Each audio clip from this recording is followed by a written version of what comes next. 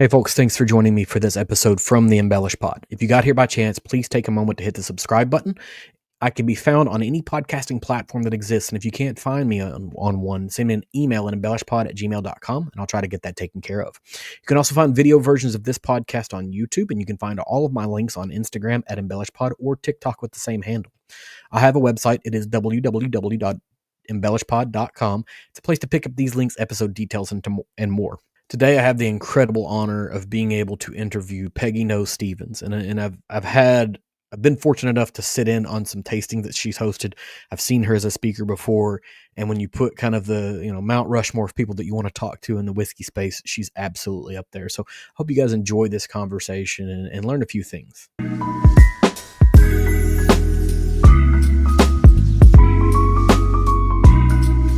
This morning, this afternoon, this evening, whenever you happen to be consuming this podcast, I have Peggy joining me from any number of things, right? So you've been involved in the whiskey industry for a very long time and had a lot of impacts. I've actually been able to see you speak a number of times at, Oh, good. just at different events, which Yeah. is always a pleasure. But for folks that might not have as robust of an understanding, kind of give us the elevator speech on who you are and what you do. Sure. I'm Peggy Noe Stephens, and I'm the president of Peggy Noe Stephens and Associates. I'm also a master taster and the founder of the Bourbon Women Association. And so I have been in the industry virtually for 30 years Mhm. and have done everything from production to marketing, a little bit of sales, and of course, experiential events, building, bourbon destinations. I've developed over 40 properties across the nation for visitor center experiences. And that's been really the core of the company for quite some time. I also, because I am a master taster, I do a lot of whiskey profiling Mhm. for American Whiskey Magazine. I do a lot of blind tastings, competitions, and I'm also a writer Mhm. uh, for American Whiskey. Yeah, so you covered a whole lot of ground and things that you do, and actually had the benefit of being a part of a tasting that you hosted with another podcast friend of mine in Lexington, and it's always a super fun experience. But let's maybe start at the beginning here about the birth of Bourbon Women. And Sure. you've mentioned in previous conversations that Bill Samuels Jr. encouraged you to like start a conversation with women about bourbon. What specific conversations or experiences made you realize that there was a genuine need for an organization like what you're building for the female bourbon enthusiast? Sure. Gosh, it really started, I think, when I worked on the Woodford Reserve brand. I worked for Brown Forman for 17 years. And when I was in marketing for Woodford, I always knew women like me from Kentucky that loved bourbon. It was part of their lifestyle, the culture that we live in. And the situation was that no one was really talking to them as far as a target market for a brand.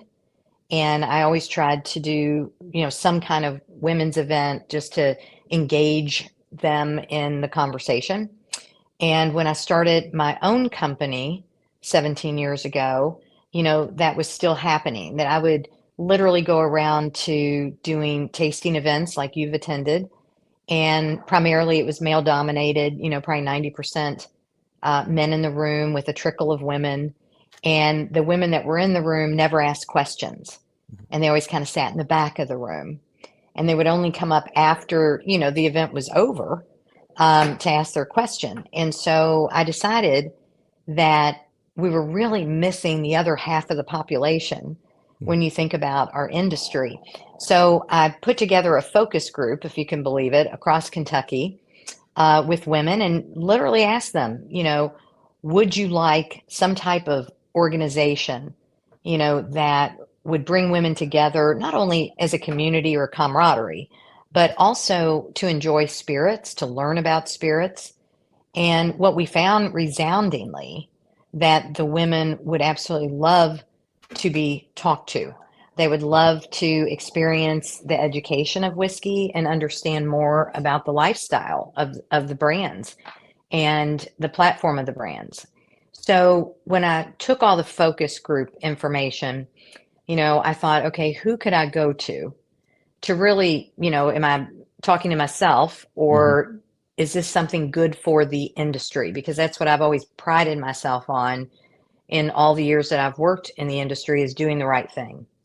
So I took it to Bill Samuels because I knew that Bill was a mentor of mine for years. Even when I was a competitor, he was so great to me. And the best part about Bill is he tells you like it is. Mhm. And so when I sat one on one with him and he went through all my notes and, all the information we collected, and he paused and then he looked at me and he goes, Peggy, we need to start a conversation with women in Mhm. general. We need to start a conversation with women. We need to understand, what they like, don't like, how we could teach them how to like bourbon. So we need to start a conversation. And to me, that was the magic words that I Mhm. needed to hear is we're not going to market to women. We're not going to consider them a target market. We're just going to have a conversation. And Bill being one of the best marketers in the world, of course, I'm going to listen to him. Mhm. And from there, we did a big event. It was our inauguration event at the governor's mansion because I thought if I'm going to go, I'm going to go big. So we went to the governor's mansion. 75 women showed up. And the first lady spoke about how women technically have been in the industry for 200 years. They just never got credit for it. They were either in the bottling line, or they were, out in the fields, or they were, in the offices doing clerical work. And so it was really impactful and kind of just a fun personal story. This is when I met Fred Minnick. Mhm. And, Fred actually showed up to the event as a reporter at that time. He was a reporter, a whiskey writer, and he did not believe me that women were part of the industry, for over 200 years. And so he came to that inauguration event at the governor's mansion to hear what I had to say. Mhm. And from there, he was so inspired and did his homework as he always does and all his research. And he ended up writing the book called Whiskey Women. And that's a phenomenal book. And in the course of answering this, you sort of kind of led me into my next question, right? Because you found the need to be able to talk to women, right? But talking to women is just, it could be just marketing to women, and this is a broader conversation than that. It And so is. you wanted to talk for them and then also talk with them, right? And so there Correct. you're creating a strong sense of community. But and this is all the things that you sort of understood at the inception of Bourbon Women, to the point to where now you have books and you have all of these other events. But you guys are approaching, if my math is right, you're approaching the 12th anniversary of this. Um, what kind of evolution has happened since that? Because that's a really big and ambitious goal in the beginning, and it feels like, you said you're going to go big in the beginning, and I imagine you're continuing to go big. So, what's the evolution of that look like? Yeah, it's funny you said that because I mentioned we had 75 women Hmm. right at the start. I honestly had no idea. I thought it would just stay in Kentucky until I started receiving letters from women, Hmm. in different states saying, "Oh my gosh, we want a Bourbon Women chapter in our state. We would love to do this." So very quickly, we've evolved into 18 cities across the US that we are formally in, but we have members in every state. And so we have thousands of women now that we talk to across the nation.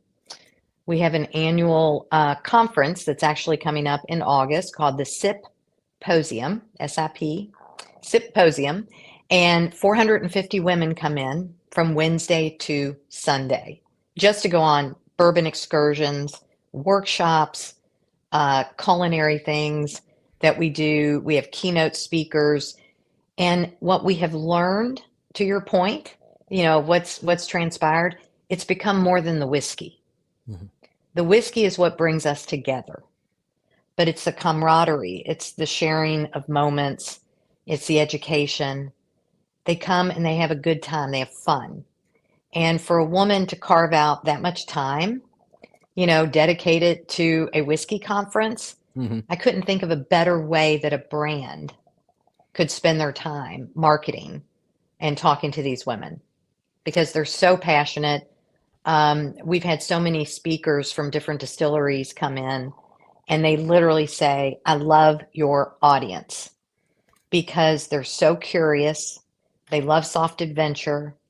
They're engaged as an audience. They ask great questions. They're intelligent, and I'm very proud of that.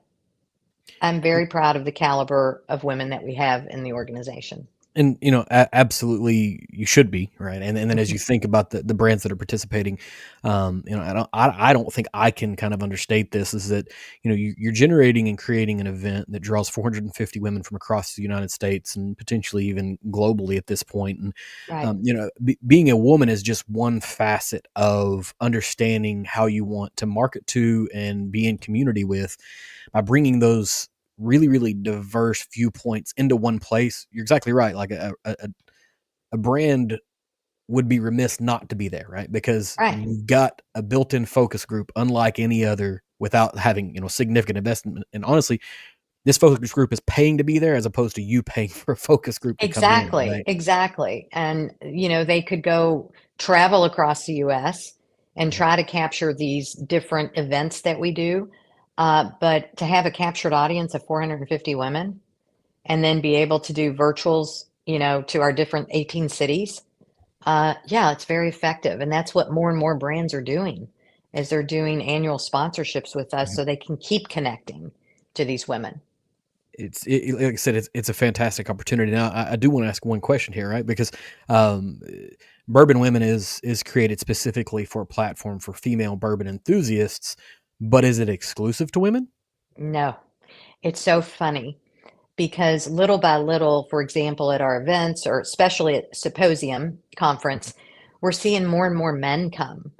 And it's funny whether they're coming with their wife or their girlfriend or their daughters, which I love when I see a daddy and a daughter, bonding over bourbon.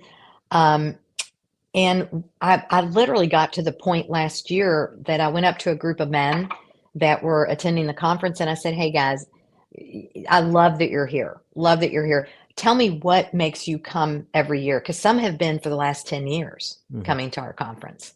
I said, what is it that keeps bringing you back? And they go, Peggy, you all do one of the best executed whiskey conferences that we've ever been to. The content is unbelievable. Hmm. We get to taste so many different, we had 79 speakers last year, and excursions and behind the scenes tours and all of the things that you couldn't put a price tag on. And so that's why they come. That's why they come. So more and more men are coming. We love, if men want to sign up, Hmm. great. But it's really a wonderful experience for them as well as the women. And so sort of the first time that I realized this, right? Because it seems like a no brainer, right? Like, you're going to be open to anyone because it's really about broad diversity. Whether the reason for it to be is for bourbon women, but you're open to this, and it can be a little daunting as a man to say, "Hey, I'm going to go to this women's conference," for a number of different reasons, at least from my perspective. One of those being you're creating a space Right. for women, and we don't want to be intrusive. You don't want to kind of lean into that because most whiskey events look an awful lot like me, and a lot less like you, and so Right. you don't want to kind of muddy that up. But then, for another subset of guys, it's like, for the first time at a whiskey event, you're now in the minority in the room as opposed to being in the significant majority. So it's really great to see, while the event is catered to women, it is open to anyone. And Absolutely. it would make sense that it feels like it's probably going to be far more intentional, specifically with you at the helm, because that's been kind of what your career is Right. generating and creating experiences all along the way. Um, in some conversations in the past, you've talked a little bit about your member demographics, and I talked about this a second ago about 450 women attending the event. They're going to be from all over the place, Yes. and you've noted that bourbon women members aren't typically like your bourbon 101 girls, but they No. already have some knowledge. Has that changed over time, or has it always been that way? In my opinion, I think it's changed over time. Mhm. Not that they were Bourbon 101, like they might have been drinking bourbon for years, but nobody was educating them on sensory Mhm. or why the barrel is important to the whiskey. They just knew they liked it, right? So fast forward with all the education classes that we've done, the seminars, etc., um, they are not Bourbon 101. And so we do really high level content. We might be studying grains and understanding the effects of grains on whiskey, or what makes a barrel finish, and the different flavor profiles that can come from that. Um, a lot of them, I have to say, have a science background, math background. Some are presidents of their own companies in different industries. So they study up. And when we're hiring, I shouldn't say hiring, or asking speakers to come and Mhm. speak on a certain topic, we make sure that the content is going to be effective because we want them to be successful, the speaker to be successful. And so many times they think, oh, women are just starting to learn about bourbon. And we do other whiskeys too. We do ryes, Irish whiskeys, malt whiskey, et cetera, because we need to be educated on the portfolio of spirits. And so we let them know, we kind of coach them before they go in to say, don't dumb it down for Mhm. us. Don't water it down.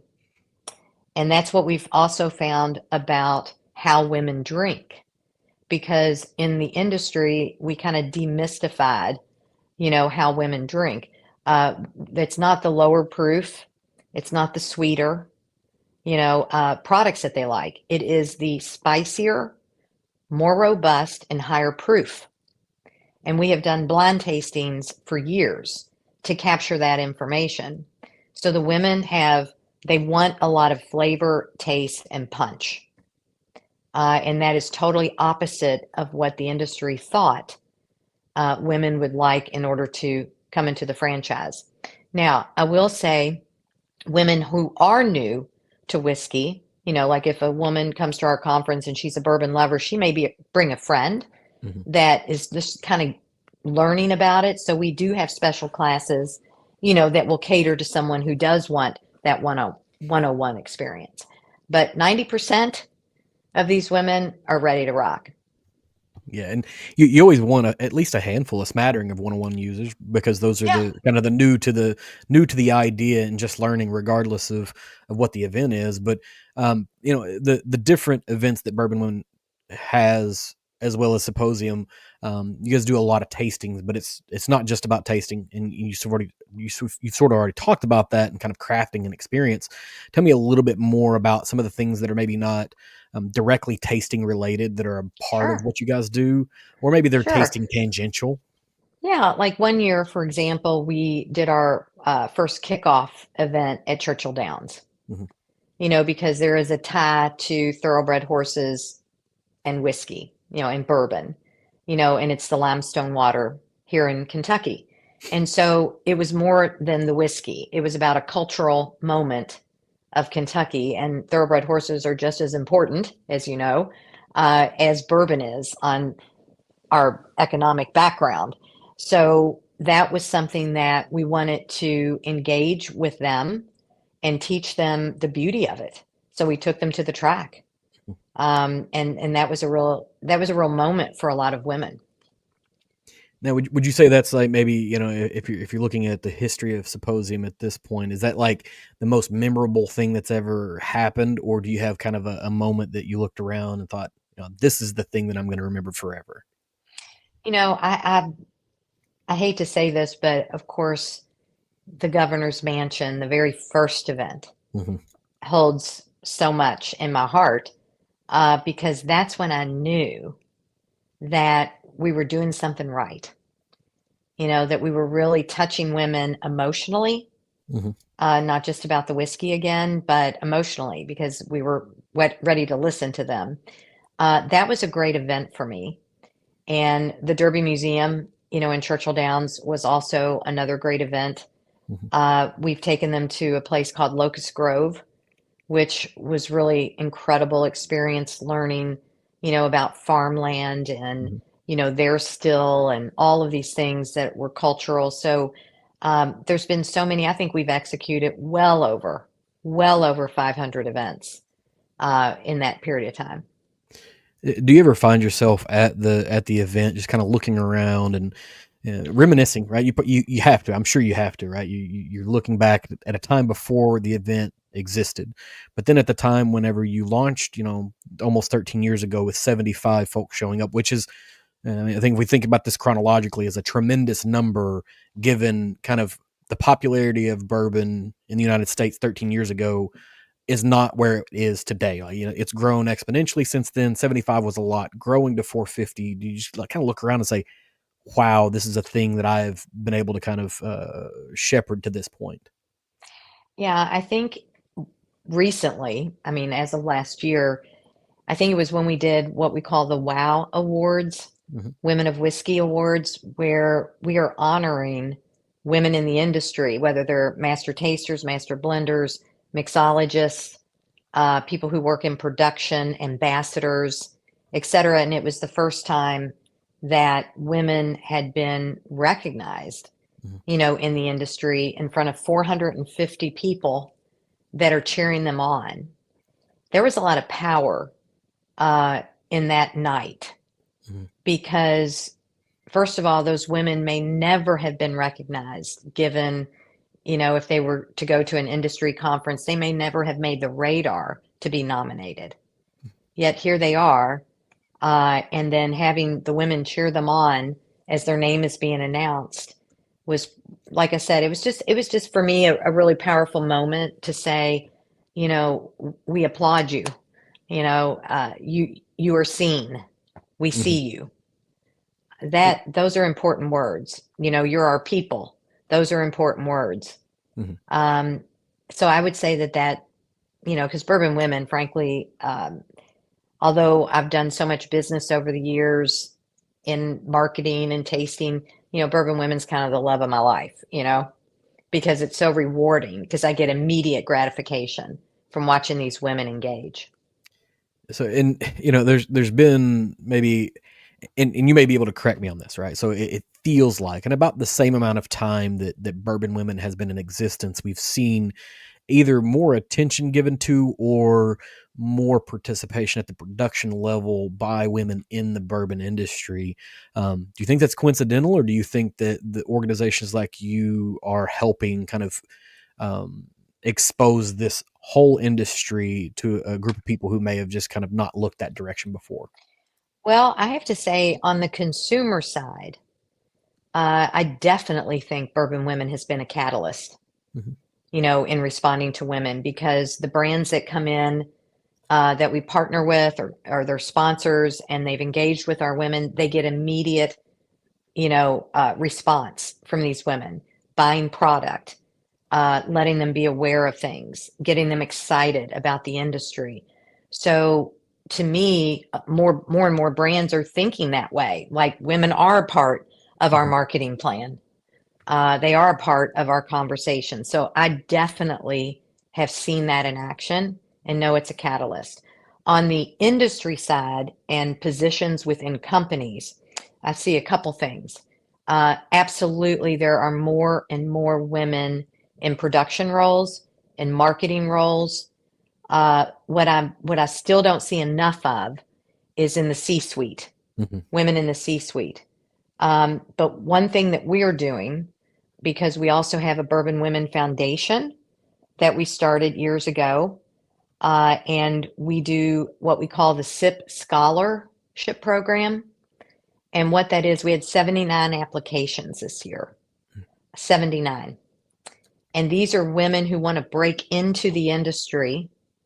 They might be in a different industry. They might be a mixologist or an ambassador that wants to move up to marketing. So we hand select a group of, like, I think we chose 15 this year that we provided scholarships to come to the SIPosium conference to help them network with distilleries and, spirit companies. But then we stay with them and we mentor them and, try to quote unquote kind of groom them Hmm. for what they could do and what they can be. So I feel like that's how we're helping women get into companies. We also represent women, for example, just doing profiles. of, if a woman is a master blender, we might do a profile Mhm. on them to our whole database just to let them know who they are. And I guarantee you, we've done that enough that different companies come to the Bourbon Women site to look for potential candidates for jobs. So you mentioned your whole database, right? And so we were Yes. talking about the 450 attendees, but that's not the population of the membership No, of Bourbon Women. It's much broader than that. And you also mentioned the foundation, which I do want to get back to. But looking at just the Bourbon Women organization, kind of, there are other things that are happening year round with them. Can you tell me a little bit about just Bourbon Women and its maybe day to day activities? yeah, the day-to-day activities, I feel like we're always in planning mode and execution mode. We have a board, so it's not me necessarily, it's a board of women, 17 of them, that work really, really hard on strategy and to decide, what needs to happen for the good of the organization. Okay. So they drive, the content and they drive the direction. On the flip side of that, we have our branches that we quote unquote our chapters, but we call them the branches. And there's, 18 of those, all run by volunteers. Every single one of them run by volunteers who are doing education and events in their backyard. So that's the day-to-day business is creating, it's executing, um, we have a lot of fun while we do that. We're a real roll up your sleeves kind of board. And I'm very proud of how all of these women come together to make magic happen. Now, you've mentioned, there's 18 different individual cities that Yeah. have groups that have activities, and I know because I do get emails from Bourbon Women about their Good. local activities. Um, but if I don't have the benefit, because I live in the far remote wasteland of Western Kentucky, where there's almost nothing out here, if I don't live near a city that there is a sort of a chapter stood up, is there opportunity for me to participate in other types of events, whether they be virtual or like, what do you have for that? Absolutely. We have a virtual program platform. We call them national events. Mhm. And under the national events, we might have, a brand come on and do a mixology class, or they might come on and do a book review of a book that they have written, or it might be an education class on sensory that they're sent a box of something to do online. So virtual has become very important, and it's funny because we fell into that in 2020 Mhm. because we couldn't do our SIPosium conference in person, right? And we couldn't do so many things in person, and we did our SIP conference virtually and we did our events virtually. And believe it or not, our membership grew in 2020. It grew. So we thought, well, everybody's so anxious to get back in person, but we did find that people still want to do some virtual things. And so that's Mhm. how we accommodate it. And when you become a bourbon woman, whether you're in Kentucky or not, you're welcome to go to any other event across the US Mhm. that's bourbon women related. So we have a lot of women who hit the road. And if they go to Atlanta, they go to Tennessee, they go to Indianapolis, Chicago, because they see the laundry list of activities, and it's like, oh, let's do that for a girls' weekend. Mhm. Let's go do a day trip. And so we have found so many different ways to touch people, even if you're not right in our backyard. Yeah, and it's helpful. The virtual events, at least from my perspective, is super duper helpful because for myself, right, I'm usually taxi driving somewhere between gymnastics and dance on any given weeknight, and so being able to hop to say Nashville or somewhere where there might be an event happening is pretty difficult. But a virtual event, heck, sometimes you can even join it from your phone while you're driving around in the car because it's a virtual Absolutely. event. I mean, I'm not advocating Absolutely. if it's a tasting event, you obviously shouldn't be Right. drinking Right. and driving Yeah. A around, little caveat there. you can Yeah. at A least little caveat. participate and listen and see what's going on. Right. It seems like there's something happening every single week, if not every other week, at least coming Yes. through the emails, which is super great. And you're right. And to look at the growth of a group like Bourbon Women with both virtual and physical events, you have this really huge blip in the middle of it, right? Where Right. 5 years ago, we just turned off everything and said, all right, now you get to sit at home for a while, which is makes it more difficult to create It does. community unless you think outside the box. But you guys Yeah. leaned into that. Maybe can you tell me a little bit more about like how fast did you have to move to lean into the virtual to make sure you can Oof. continue community? It is something that I would not like to repeat. How about that? We literally, I think the whole world Mhm, was in denial in the first few weeks of mhm, COVID, right? During the shutdown. We're all kind of like, okay, watch the clock, in a couple weeks, everything will be opened up. And mhm, then a month passes, then 2 months pass. And all of a sudden people are thinking, okay, this is going to be like a thing. So that's when we were like, what are we going to do about Symposium? Because we were booked mhm, at a hotel.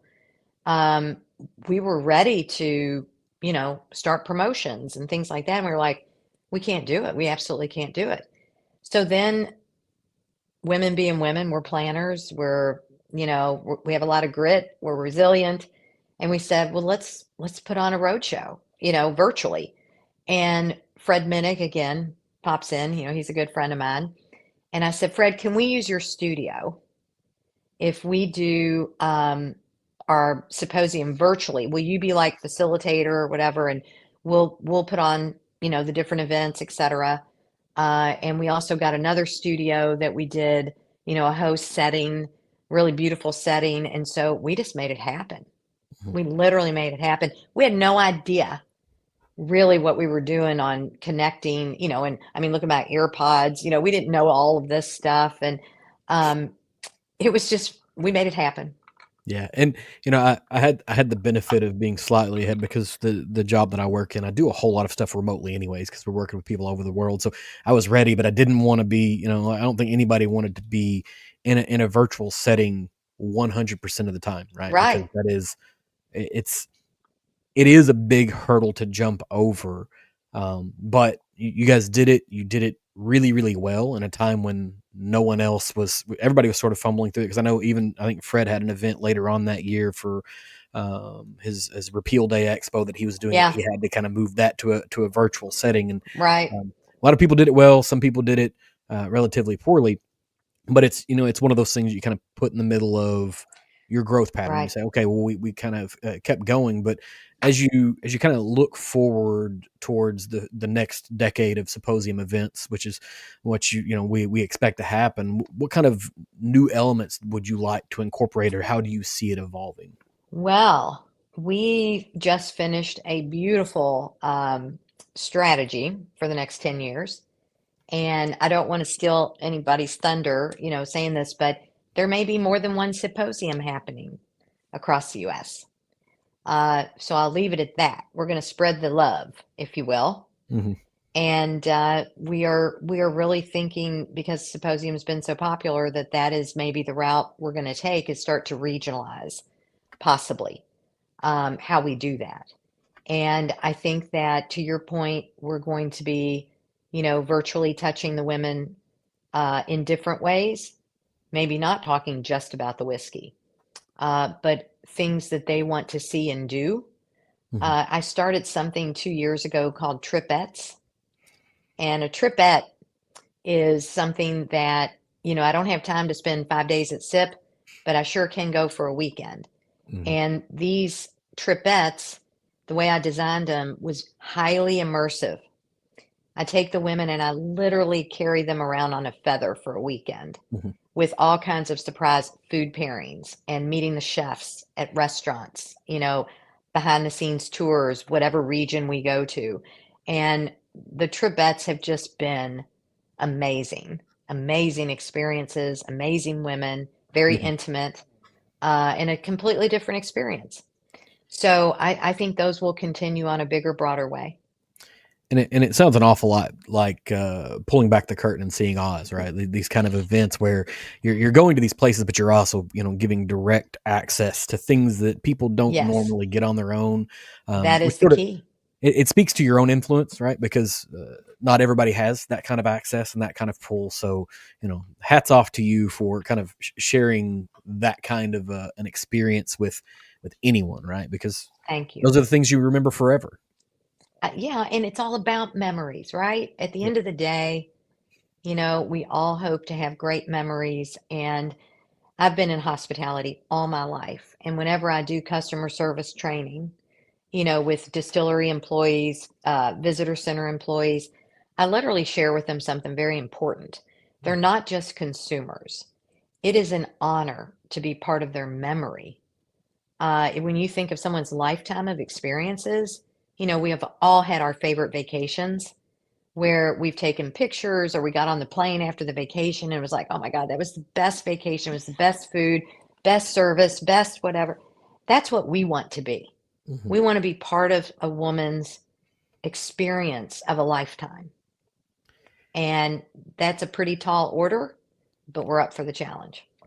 And you're crafting up effectively what is a guiding philosophy for creating authentic experiences, whether it be the tripettes or through your consulting with distilleries, Right. and crafting visitor experiences. Because there's two aspects to a visitor experience. There's the virtual part of it where you make sure the website's right and they know how to get access to tours and all of that. But whenever you finally step foot on property, like that's a different kind of thing. Like Disney does a really, really good job of taking Right. care of their people, and several distilleries do that. Some don't, right? And I Right. suspect the ones that you've consulted on do a far better than average job One could than only a lot of the hope, rest, right? right? So you've had the opportunity to craft those things, but then you also mentioned a little bit ago about being, well, maybe back towards the beginning, being a master taster, right? Which Yes. is a huge, it's a big thing. It's a really, really big thing. And you talked about in the past on other podcasts training with Lincoln Henderson. Right.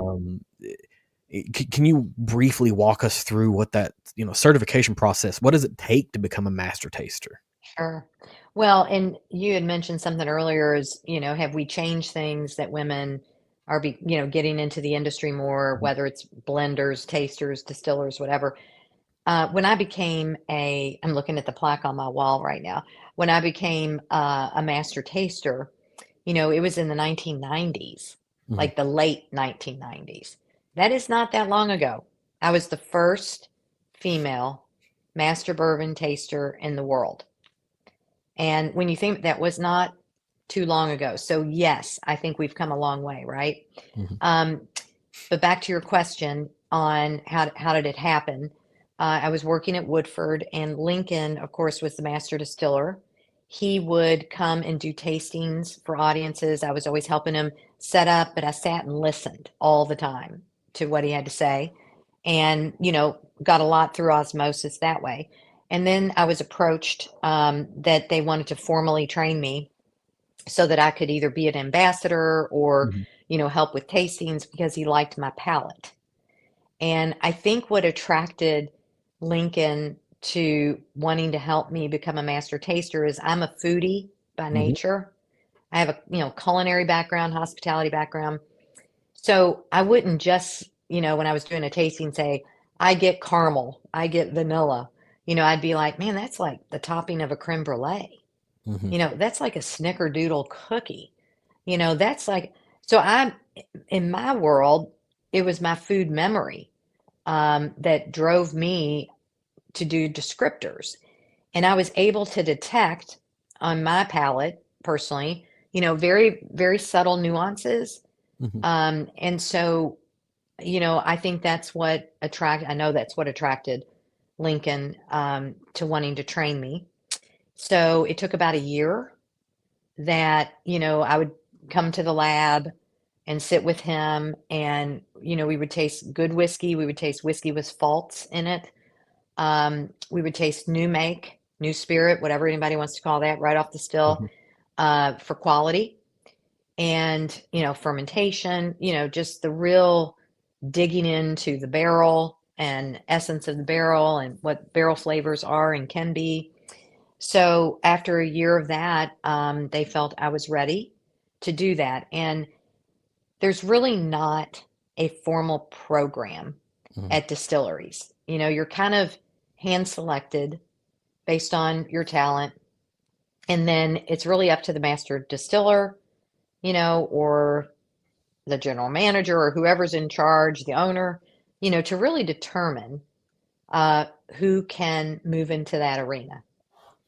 Every distillery has their own way of doing it. There is no cookie cutter approach. It's not like a sommelier, where the sommeliers have different levels. There's master sommeliers, Mhm. and they're taking tests and they're doing all this stuff. There's none of that that I had to do. Mhm. It was all hands-on, which I think is the best way. Literally being drilling barrels, pulling samples. There's no better way of learning than on the job, in my opinion. Yeah, and when it's something that's going to be consumed, right? People that go to culinary school, they don't read a book, they cook, right? And they have Right, someone that sort of guides them through those processes. And the fact that you're relating your tasting back to food memory, I think that's what's attractive to most people, right? Because you can say the word caramel, and caramel right, can mean 50 different things, 60 different things. But if you say creme brulee, anybody who's had creme brulee, while their creme brulee and yours may have been different, they still understand it's a slightly burnt, slightly heated, but the right. underlying creaminess is cool. You sort of start to understand it a little bit more Very good. I deeply. liked your description. That was good. Well, I mean, it ties into because I like food a lot too. Like Yeah. that's where everything starts is food. If I would have known at 18 years old that if you become a master chef, you might be able to make some money. I might have done that in my career because Right, I enjoy cooking. right, But it connects with a deeper portion of your brain, right? It's more than just it's like colors. Red is red, but like a burnt umber means something else to certain people. But right. you mentioned getting there through a degree of mentorship with Lincoln, and you've spoken in the past with other in other interviews about the importance of mentorship and resiliency for women in the industry and your willingness to mentor others. How do you approach that? Like what advice do you find yourself giving most frequently to people that are seeking mentorship? Wow. I would say, and this might be surprising, uh, I coach many women. I Mhm. mean, I literally sometimes dedicate a Friday just back to back on talking to women. Um, it's not about credentials. The women that I talk to, the women that I coach, they're not needing me to tell them, here's the next degree you need. Mhm. Here's the next way to move into production or marketing or whatever. I I don't know how to say this. Most women that come to me need a pep talk. Mhm. They need assurances. They need someone to tell them that they're doing the right thing. Someone to say, you're worthy, you have value, go get them. I find myself always saying to women when they feel like, how do I get to the next level? How do I get, I don't feel like I'm being noticed or seen or whatever. My big phrase, if I said it once, I've said it a million times, be so good they can't ignore you. And that's a powerful phrase.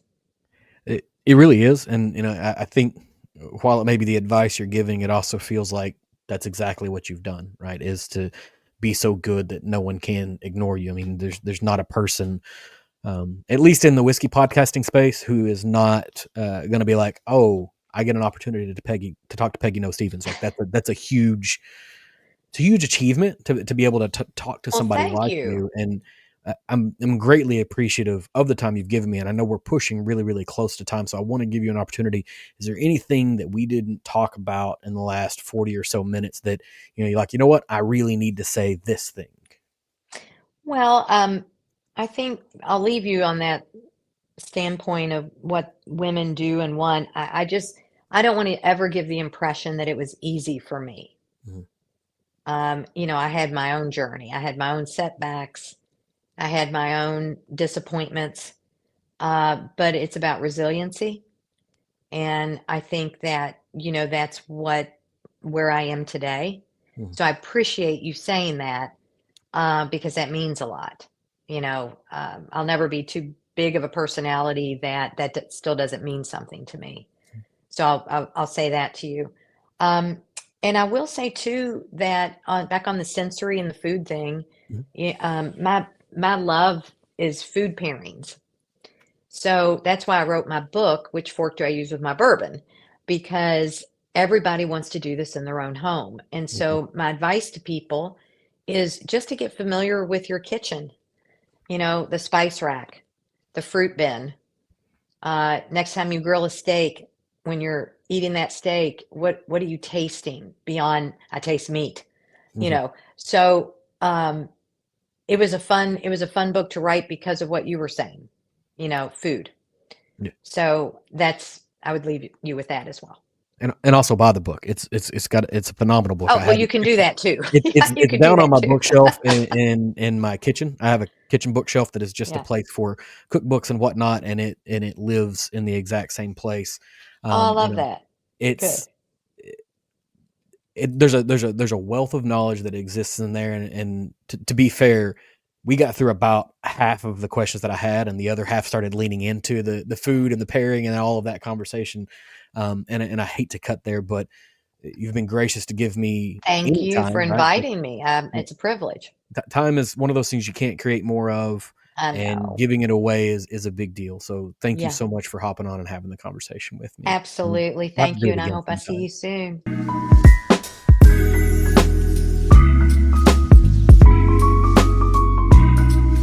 Thanks for tuning into this episode from the Embellish Pod. If you enjoyed this, please leave me a review on whatever platform you're consuming this on, and leave a comment if possible. Hit me up on social media on TikTok or Instagram using EmbellishPod, and give me a follow so you can keep up with what's going on here. I can be found at www.embellishpod.com. Follow my links, accounts, contact details, and more. Thanks for stopping by.